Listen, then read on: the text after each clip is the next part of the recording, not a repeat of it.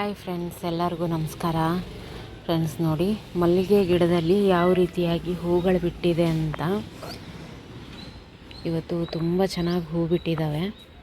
ಹಾಗೆ ಮೊಗ್ಗು ಕೂಡ ಕಂಟಿನ್ಯೂಸ್ ಆಗಿದ್ದಾವೆ. ನೋಡೋದಕ್ಕೆ ತುಂಬ ಚೆನ್ನಾಗಿ ಅನಿಸುತ್ತೆ.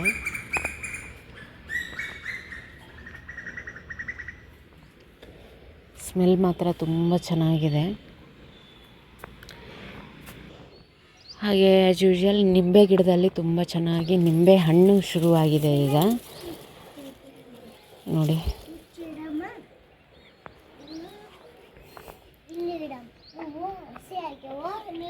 ಕಾಯಿ ಎಲ್ಲ ಹಣ್ಣಾಗ್ತಾ ಇದೆ ಒಂದೊಂದೇ. ನೋಡದೇ ಇರೋದು ಹಾಗೆ ಕೆಳಗಡೆ ಬೀಳ್ತಾ ಇದೆ. ನಿನ್ನೆ ಒಂದೆರಡು ತಗೊಂಡು ಹೋಗಿದ್ದೆ. ಇಲ್ಲಿ ನೋಡಿ, ಇಲ್ಲೊಂದಾಗಿದೆ. ಹಾಗೆ ಒಳಗಡೆ ಒಂದೆರಡು ಇದೆ, ತೋರಿಸ್ತೀನಿ.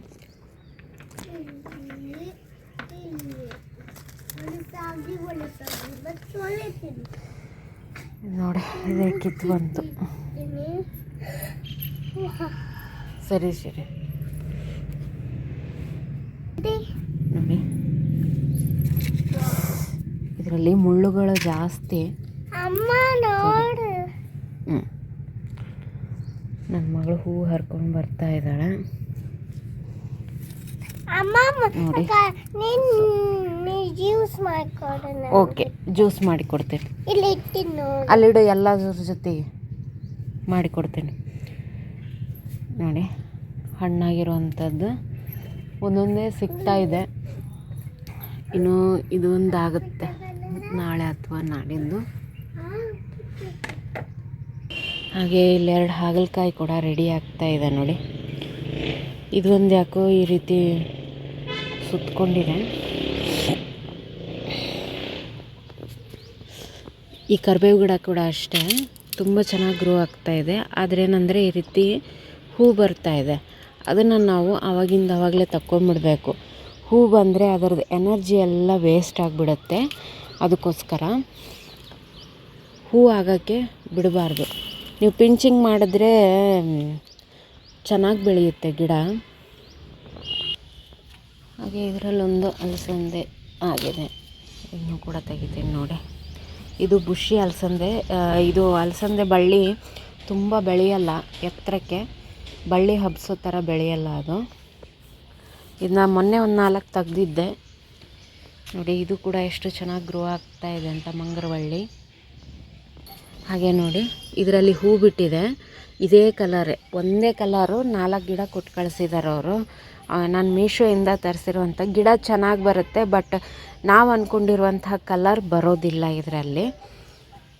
ಅದೇ ಒಂದು ಸ್ವಲ್ಪ ಬೇಜಾರು. ಇವತ್ತು ಹಾಗೆ ಒಂದು ಸ್ವಲ್ಪ ಪುದೀನ ಕಟ್ ಮಾಡಿ ತಕ್ಕೋತೀನಿ, ಚಟ್ನಿಗೆ ಬೇಕು. ಕೊನೆಗೆ ತೋರಿಸ್ತೀನಿ ನಿಮಗೆ ಎಷ್ಟು ಪುದೀನ ತಕ್ಕೊಂಡಿದ್ದೀನಿ ಅಂತ ನೋಡಿ. 2 ಪಾಟಲ್ಲೂ ಇದೆ, ಇನ್ನೂ 1-2 ಪಾಟ್ಗಳಲ್ಲಿದೆ. ಅಂದರೆ ಅದರಲ್ಲಿ ಎಲ್ಲ ಮಿಕ್ಸ್ ಹಾಕಿದ್ದೀನಿ ನಾನು ನೋಡಿ. ನಾನು ಇಷ್ಟೊಂದು ಪುದೀನ ಕಟ್ ಮಾಡ್ಕೊಂಡಿದ್ದೀನಿ. ಇದನ್ನು ಹಾಗೆ ಇಟ್ಟಿದ್ದೀನಿ. ಇದಿಷ್ಟು ಸ್ವಲ್ಪ ಗ್ರೋ ಆಗಬೇಕಿದೆ 2 ನೋಡಿ. ಇದನ್ನು ಕಟ್ ಮಾಡಿದ್ದೀನಲ್ಲ, ಇದನ್ನು ನಾನು ಏನು ಮಾಡ್ತೀನಿ ನೋಡಿ, ಈ ರೀತಿ ಕಡ್ಡಿ ಕಟ್ ಮಾಡಿದ್ದೀನಿ.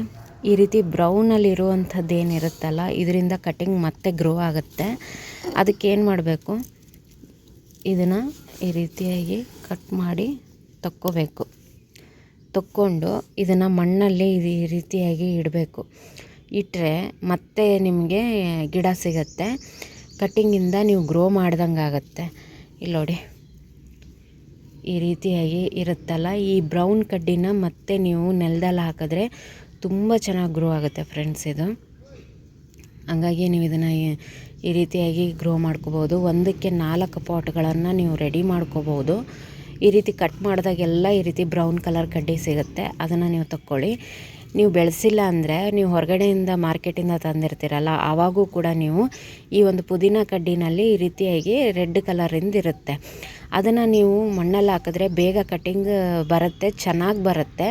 ನೀವು ಒಂಚೂರು ಏನಂದರೆ ಗ್ರೀನ್ ಕಲರಲ್ಲಿ ಈ ರೀತಿಯಾಗಿ ಇರೋದನ್ನು ನೀವು ಹಾಕಿದ್ರೆ ಏನಾಗುತ್ತೆ, ಕೆಲವೊಂದು ಸಾರಿ ಬರುತ್ತೆ, ಕೆಲವೊಂದು ಸಾರಿ ಬರಲ್ಲ, ಆ ರೀತಿ ಆಗುತ್ತೆ.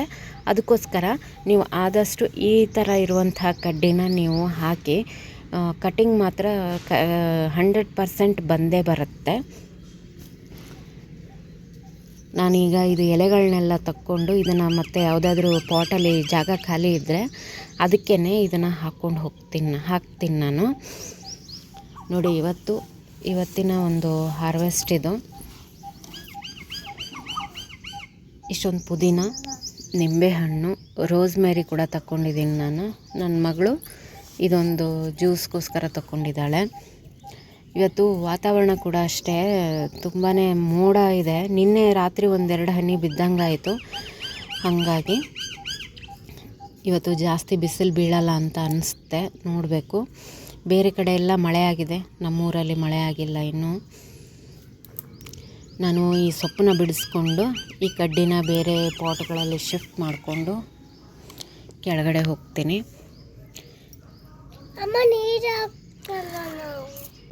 ಒಂದು ಸ್ವಲ್ಪ ಕೊತ್ತಂಬರಿ ಕೂಡ ನಾನು ಕಟ್ ಮಾಡಿ ತಗೊಂಡೆ. ಅದು ಮತ್ತೆ ಚಿಗಿಲಿ ಅನ್ನೋಕ್ಕೋಸ್ಕರ ನಾನು ಬೇರಿಂದ ತೆಗ್ದಿಲ್ಲ.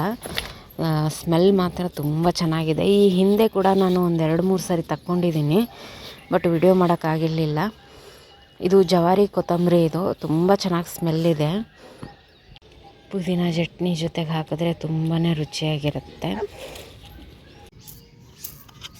ಈ ವಿಡಿಯೋ ಇಷ್ಟ ಆದರೆ ಒಂದು ಲೈಕ್ ಮಾಡಿ ಫ್ರೆಂಡ್ಸ್. ಇನ್ನೂ ತನಕ ನನ್ನ ಚಾನಲ್ ಸಬ್ಸ್ಕ್ರೈಬ್ ಮಾಡಿಲ್ಲ ಅಂದರೆ ದಯವಿಟ್ಟು ಸಬ್ಸ್ಕ್ರೈಬ್ ಮಾಡಿಕೊಂಡು ವಿಡಿಯೋಗಳನ್ನು ನೋಡಿ ಸಪೋರ್ಟ್ ಮಾಡಿ. Thank you.